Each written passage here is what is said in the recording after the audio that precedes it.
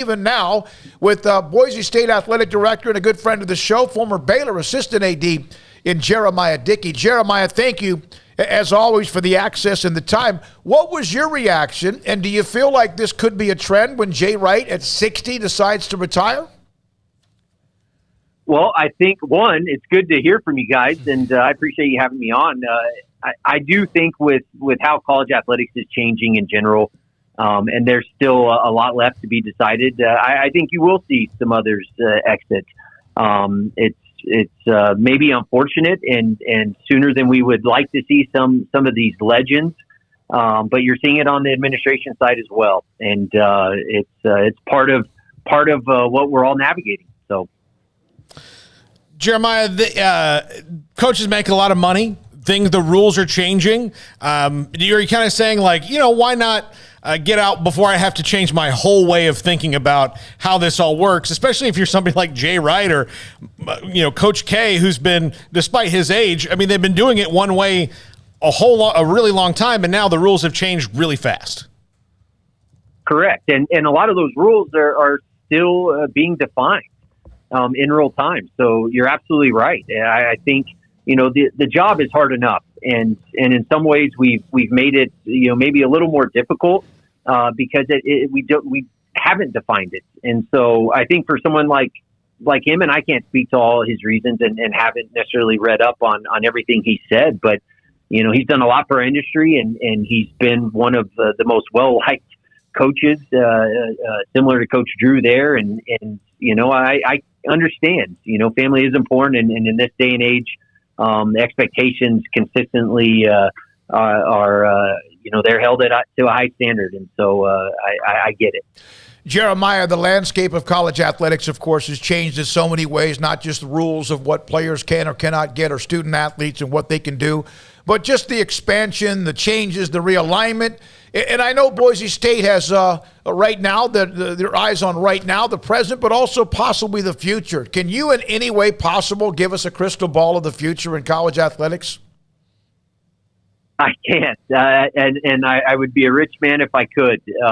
I think, and it's something that we preach here all the time, control what we can. Our goal is to do what's in the best interest of this institution and continue to pour into our student athletes and create the best possible experience. And if and when that time comes, I hope that we're considered for whatever's next in our industry. A lot's going to happen over the next 6 to 9 months, and I'm excited to see what comes out of some of the committee meetings and how we wrap our head around name, image, and likeness, transfer portal. We've added a lot to the table that I think everyone in general, whether you're in the Power 5 or Group of 5, everyone in general is trying to navigate. The conference of which you know very well, the Big 12, what they went through with Texas and Oklahoma, whenever that is, at least perhaps maybe not as early as till 2025, but possibly earlier. But when they added so quickly, and they added 4, including Brigham Young, who's in your backyard, did that pique the interest of you even more that, hey, they may need somebody near Brigham Young that also fits this piece of the puzzle at some point? Yeah, I mean, it definitely piqued our interest. But, I know in 2016, Boise State had a seat at the table, and the Big 12 decided not to expand at that point. And, whatever disappointment Bronco Nation had that we missed out on the next round, I have confidence in our plan and vision moving forward and controlling what we can to best position us to do what's in the best interest of this place. BYU has been a great partner, and we've played them for a number of years, and I think very highly of their athletic director. And my hope is we'll continue to control what we can, and I hope BYU, I'd love to continue to stay on their schedule, and I know we have Houston and UCF coming up on ours, and I'm excited for those opportunities. What were your thoughts when you heard that Bob Bowlesby, a guy that you worked with quite a bit, announced his retirement? I was surprised, probably like many. He's a legend in the industry. He was a great AD, and honestly, I don't believe that he probably got enough credit for what he had to navigate with the Big 12 and how he approached his job. And I've always been a fan of his, and I'm excited for him. I know his son, and I know he has grandkids and family, and very similar to the conversation before with coaches getting out of the industry, and you're seeing it with athletic directors, and you're seeing it with commissioners. I think it's a new age of college athletics, and it provides a tremendous opportunity for me, someone who's young and God willing has another 20 years in this industry. But I think highly of Commissioner Bowlesby and excited for what's next for him and his family. Jeremiah, tell us about this Athletics Master Village, the plan for Boise State that you guys unveiled. I guess it was about a couple weeks or so ago. Yeah, that was. I can't say enough about Cody Gogler and Joe Nickel on our team, and Bob Carney, and some individuals that put a lot of time, energy, and effort into that. When I first arrived here, coming from Baylor, I had a good idea of what we needed to do and the direction we were headed, and we've tried to communicate and be as transparent as possible with Bronco Nation and in general college athletics to let everyone know that we are very, very proud of our past, but we're not going to live in it, and we have a tremendous opportunity ahead of us, and that vision really ties in our collective mission of preparing our student athletes for what's next in their lives and providing the best possible experience. So having the heart of our operations, having, the east side of Albertson Stadium, doing more an extra mile with the success that our men's program has had and the history of our women's basketball program. It really ties in all 18 sport programs, 350 plus student athletes. And it gives Bronco Nation a vision of what the future will look like for us. I've had a lot of people talk to us about what it's going to cost and how long it's going to take us to do it. But this is the first step of that process. And the next thing for us is to go through this educational and feasibility process with our donors.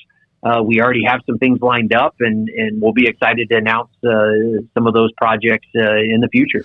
Jeremiah, do you increase the capacity of a stadium because you can fill it, or because you also then send a message you can be a part of something else? I think it's a combination of both. Perception is reality, and I've been bullish on 6 game 6 odds here, and I believe in our fan base and our community, and they're showing up and they're supporting us. Mm-hmm. And I do think that as you look at who we're competing with and what's what college athletics in general is going through, I think it ties into perception of our program and continuing to build on the brand that many others before me have built for us. I'm excited about the opportunity to monetize our facilities in a different way. The industry is changing, and how we utilize our technology and Wi-Fi and video boards and augmented reality and virtual reality. And I mean, the opportunities are endless. And so I do think that there is a path forward for us. And I think getting to 40,000 seats in Albertson Stadium is a number that we're shooting for. And we have to increase our premium spaces because we're competing with television and a lot of other things now that maybe 15, 20 years ago we weren't. And so the future is bright. Do you think Mack Rhoades could have been the Big 12 commissioner if he wanted that job? Well, you guys know me well, and he may get mad at me for saying this, but I think Mack can do anything he puts his mind to. And I think if he wanted that job, I love Mack to death, and I think very highly of him. And I think he would have been an unbelievable commissioner. I think the world of Mack. And so I was really excited to see him. Mack is, and you guys know this, is one of the hardest working athletic directors, and in my humble and biased opinion, the best athletic director in the country. And I think that it's a testament to his work and that partnership and that he has with Dr. Livingstone but I'm also, from a personal standpoint, I'm really happy for him because I was with him at UTEP and when he wasn't in AD and at Akron and in Houston and seeing his path and how far he's come and the work that's paid off. But he also has 3 daughters and he has a grandkid now. And I also want him to enjoy this a little bit. And so I'm glad that he'll be sticking around Waco a lot longer, and I'm really happy for his family. So is Baylor. Everyone I can think of as far as attached to Baylor as well. Jeramiah Dickey, Boise State Athletic Director, with us on Sikkim 365 Radio. Although I did tell him the day he signed the extension that meant he signs a 10-year extension with us. So, That's right. I mean, he didn't think about that. He went back and put that in the shredder. He said he shredded it immediately when he knew that might be the case. Yeah. Right. Jeramiah, when you look at the college football playoff expansion, which is on hold, and then there are other television network agreements with conferences, the Big Ten probably about to announce something with Fox, and we know the Pac-12's up for grabs, eventually the Big 12. Is the college football expansion, in your opinion, the thing that would open up the dam for more, and I don't mean dam in a bad word, but open up the dam for more opportunities for others once they can get that figured out? I think so. A lot of what I feel we've lost, and this is, I still consider myself a first-time AD and still new to the chair, but I think we forgot about what was most important, and there is that student-athlete component, but also the fan experience. And, when you look at the power of say, the NCAA basketball tournament and the opportunity for a Cinderella to make a run, as St. Pete did this year, and why not open it up more to a much larger base? And I see value in that. Now, maybe I'm biased because I would love for us to have the opportunity to get in, but it doesn't fit with what I love about this industry and what I love about college athletics in general. And I think having more opportunity is of value, and I think it creates a much stronger industry overall. Yeah, it is strange that football is the only sport. I mean, if you look at track and field, swimming, diving, whatever it is, a kid from any school, at least especially an individual sport, can win the national title. And a team sports, I know, skew certain ways. But, Jeremiah, how can non-Power 5 conferences throw any weight around to make sure that, is it changing the governance rules so that, the Power 5 isn't so completely autonomous? Like, how do you do that so that, schools like Boise State and ones like you can actually, throw some weight around and make their voice heard? Well, I think one is the expansion of the college football playoff. And I was surprised, like many, that it didn't happen. And there are a lot of reasons for that, but I also think, and you've talked about it, there's somewhat of a changing of the guard going on. You have, Power 5 conferences, and I think at this point, 4 of the 5 will have had a commissioner. You have a lot of new ADs and young administrators that are up and coming that are going to have a seat at the table that they haven't had before. And I think, blinders come off and it allows you to really hone in on what's most important. And, there's something about college athletics that's different from professional sports. I love professional sports, but there's a difference. And the more we become like professional sports, the more I think we lose what's special to many of us. And I think having the conversations and at some point we have to face it. We've been kicking the can for many years. I don't think name, image, and likeness or the route we've taken now is a surprise to anyone that's been in the industry for the last years. We just decided to, and I know it's easier said than done, but now we're faced with making decisions because others are defining the expectations for us. And I just philosophically don't agree with that. I think there is a path forward, and I think if you got the right people in the room, and there's probably a lot of opinions on who that would be, that we could create something that would benefit all involved. It was kind of like the simmering of a volcano.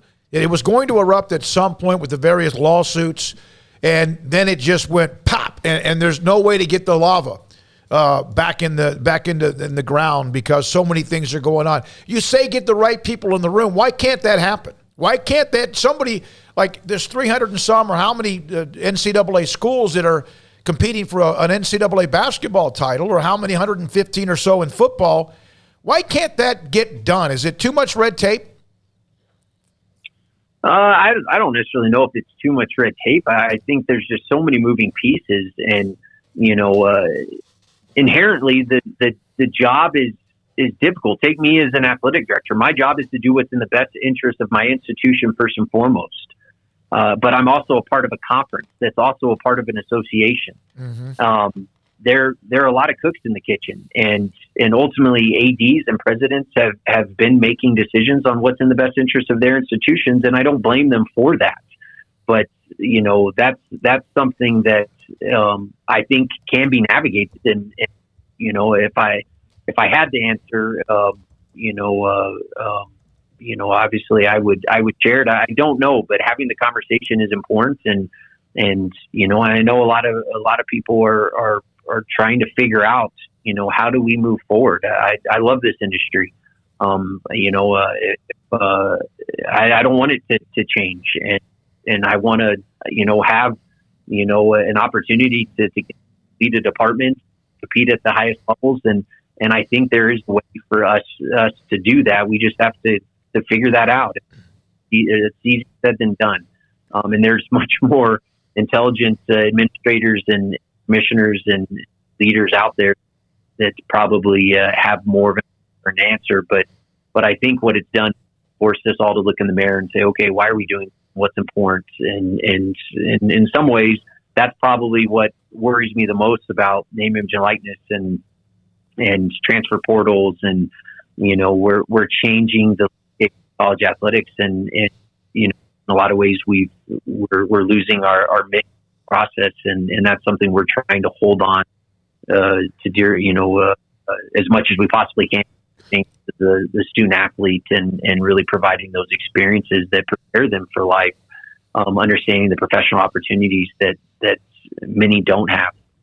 Are you concerned, Jeremiah, at all that the schools in the Power 5 conferences, and then even some of the conferences are more powerful than the Power 5 conferences, are you worried at all that they may not really care about who's left behind as they try to get bigger, stronger, and richer? I think that's always a concern.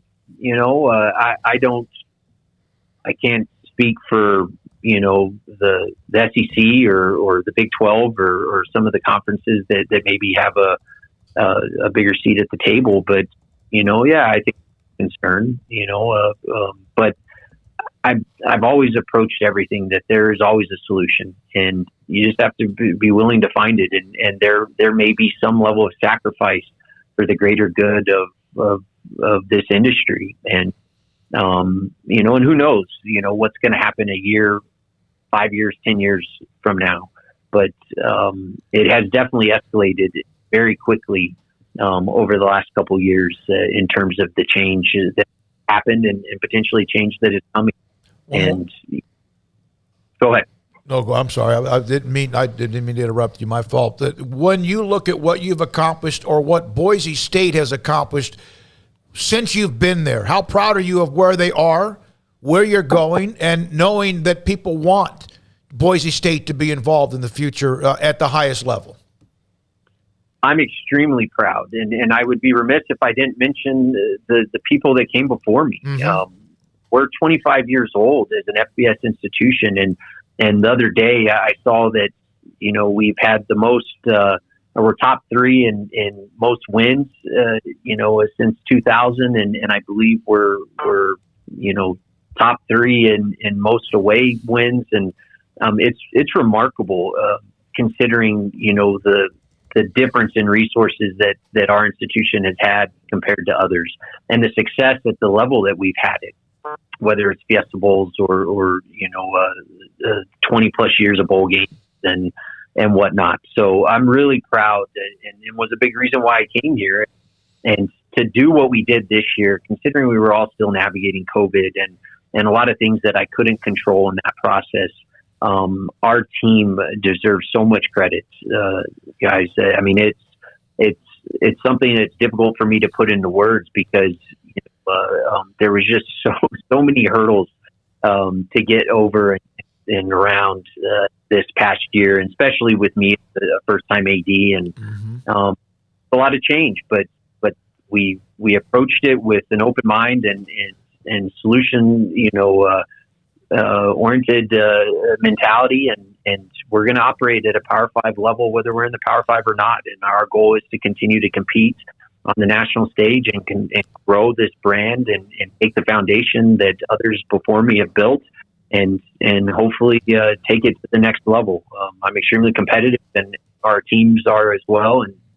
And we've gone through a lot of change with staff, but I'm really excited, to have a full season where we actually have full staff hired and we're not backfilling positions and we're not navigating COVID, God willing, not having to do that. So I'm really excited for what's next for us. I love that comment. We're going to operate as a Power 5, whether we are in a Power 5 conference or not. The Big 12 did a lot of reconnaissance, and I'll wrap, this is my last question, a lot of reconnaissance when they decided they were going to expand. It wasn't just the 4 they added. They talked to many others.